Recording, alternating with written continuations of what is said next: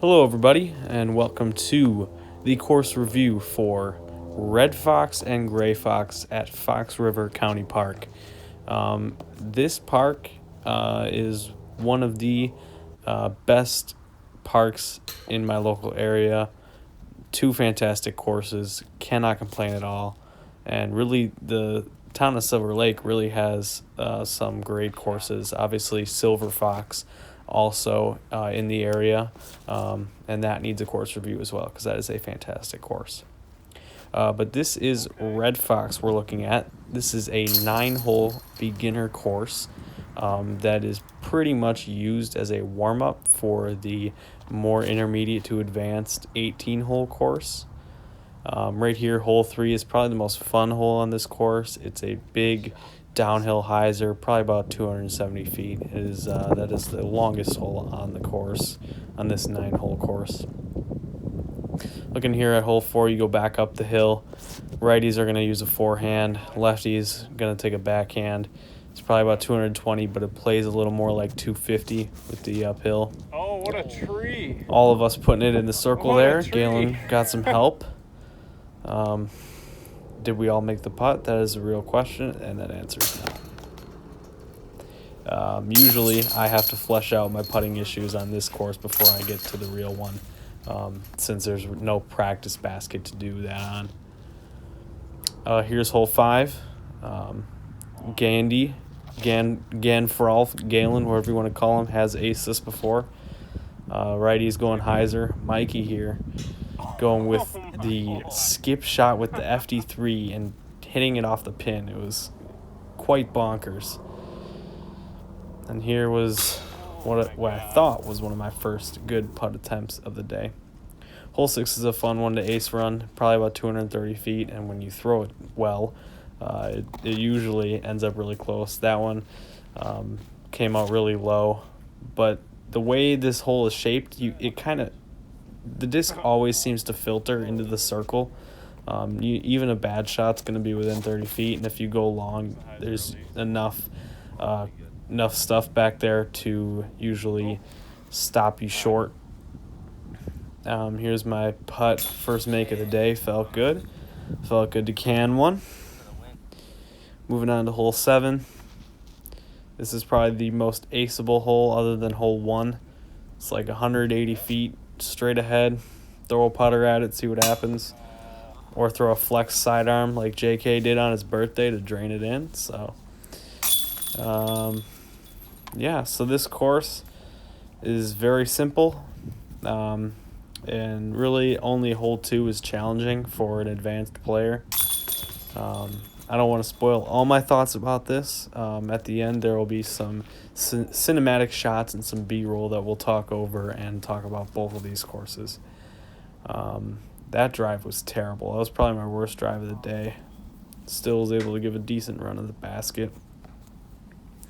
But yeah, usually I'm not too concerned with how I shoot on this course, considering I kind of just treat it as a warm-up for the next course. And I think that's how most people treat it. And another thing, too, that is fantastic is even though there are technically two courses, it's pretty much broken up by 9 holes. So you have this easy 9 holes, and then you got to walk through the parking lot, and you get to the front 9, and then you walk through the parking lot again to the back 9. So that's great if you're going to spend a day out here and you're tired after 9, you want to sit in the car, grab some lunch or whatever, you can do that. Take a quick 15 before you hit up the next 9 holes, which I think is a fantastic design. And it's also the same like that in Silver Fox. So whoever is designing these courses, major points right there for doing that. I love when courses kind of loop around like that. And here we head to hole 1 of Gray Fox. I'm going to shut up because what you're about to see is pretty sick. Oh my God! So I hit basket, then chains. Oh, there it is. Gandy, Back to going. what's he going to do? Come on. Oh my God! Splashes out right side or left side chains. So I was hoping for it to be my first ace of 2020. I've had an ace drought, and I also got that roll away afterwards, so I was not able to get the birdie. That is definitely the easiest hole on this course. As you see here, hole 2 is going to be about a 280-foot hyzer. I choose to go T-bird on it. Put that one close. I think Mikey's throwing his FD3. He's throwing this thing all day. Drop. I think that one was just as close. Great shot. And then Ganfrolf dialing up a little T-bird shot here as well. There it is. Getting I like it that. near the basket. We all kept it in bounds. That road is OB, so that's always a plus. Yeah, Mikey was all over the basket today. Just missing high there. I'm getting the birdie. Here we are, hole 3. One of the more fun holes on this course. You get to unload, but you still got to hit a gap. My shot, I was looking for a little bit more of a flex and hit that left side gap. And Mikey's going to show you how it's done for a righty. If you can see the disc, it came out so fast. It's zooming, but it's past that tree in the middle and into circle 2. So that's an impressive, probably 410, 420-foot shot. Last shot parked the short position, and I was able to capitalize for the 3. And Mikey step putted it in for the 2. So I don't know if that's an eagle or a birdie or not, but it's, for all intents and purposes, it's an eagle. It was a sick putt, and I started recording all of his shots after that, hoping to catch some more of his highlights. Here's hole 4, a fun hole. The disc I have, the Destroyer, is a little too overstable for this hole for me. I lost my trusty yellow Wraith recently, although that was getting a little too flippy. So I got to invest in some like Star Wraiths or maybe even Halo Wraiths that'll fly a little bit more overstable than the Pro Wraiths I liked. But yeah, the T-pads are probably one of the best things about this course. You guys know me. I love my big run-ups. Full-on James Conrad sometimes. And a lot of courses will build their T-pads up, so it's like a ledge, and you can't get a good run-up at all. And for me, that causes a lot of early releases and a lot of form issues. So this course has nice, large T-pads and usually a lot of space behind them to get a run-up, which I appreciate a lot. Here's hole 6, one of the more technical holes on this course. It's uphill, and it shapes to the right, but then the basket is usually in this right position, or the left position, where Mikey just drains one from like 70 out, there you go. Dead center, Got yourself a highlight for the video. Just casually. And here's me from like 50 trying not to get big putted. Yes, sir. And I did. I got big putted. Oh, such a good line. 'Tis a shame.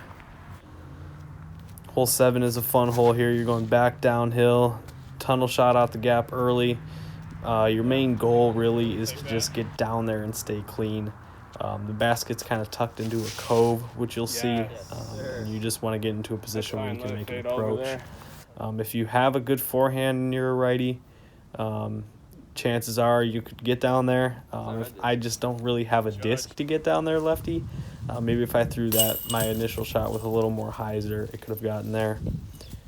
But I'm taking a 3, which I believe is just a par. This, in my opinion, is the most fun hole to play. It's like 390 feet, maybe a little bit further. Just a big open hyzer for me. And I get to unload and get a Destroyer down there. Parked it for Mikey. He's going to try the roller. Tough hole for righties, especially if you can't throw a forehand about 400 feet. So yeah, Mikey was trying to go with the roller there. The slope really doesn't help him out. You got to land that a little more vertically.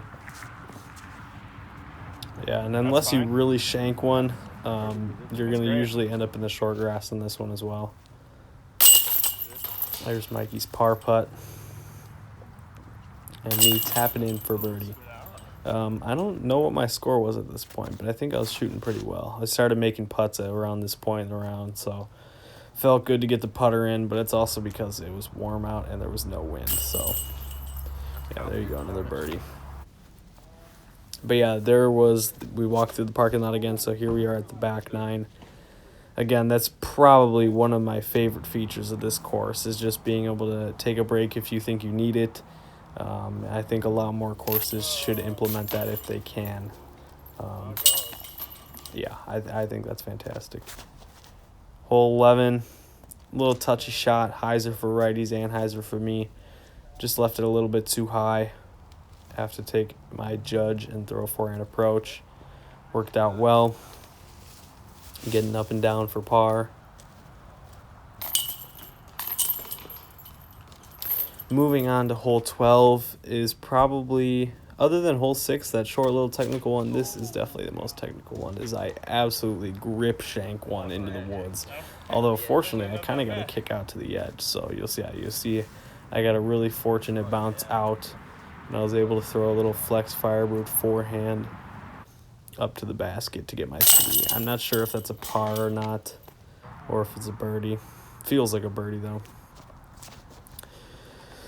This hole plays like an island. There is a cement pathway down there that is treated like a river. So even though I went past it, I'm actually safe here. I was able to make the putt for birdie. Very technical hole. Fun one to play, though, especially, it's really not a difficult hole for righties either. If you have a slight flip-up putter shot or just a forehand, you'll get down there as well as any lefty can.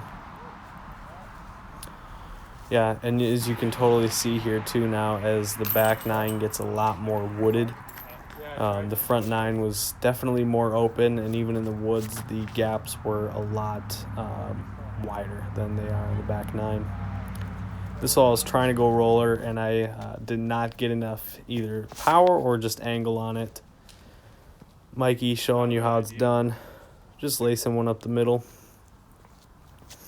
And Ganfroth laying down the roller of the century outdrove us both. There's a bit of a hill down there too, so once he caught that, the disc just took off probably close to 400 feet. It really just rolled through everything. Leaving my zone short. I was kind of uncommitted as you see this huge hill here. That putt also leaving it low, just super scared of losing the disc rolling down the hill. Going buzz on this one, just trying to combat the little headwind we saw, and had I not hit that tree, I was going probably 80 to 100 long. Should have just went with a putter on a little extra hyzer. This hole I have no idea what to do on. It is straight about 260 feet, and then it takes a strong dog leg to the left. My usual play would just be to throw a putter up the middle, which is what I should be doing, but I got a little aggressive, and I was feeling the roller, so I tried to go roller, and it did not work out. But yeah, saving a 4 on this as a lefty, you can't really complain. I've taken worse numbers on this hole. It is not an easy hole. And this is probably the most beautiful hole on the course, one of the best hole 18s in the area. Maybe that I've ever played. It's about 350 feet to the short, close to 400 at the long, and it's really just like there's only a couple trees, but it makes the gap feel so tight, and you throw downhill, and it's just such a scenic shot.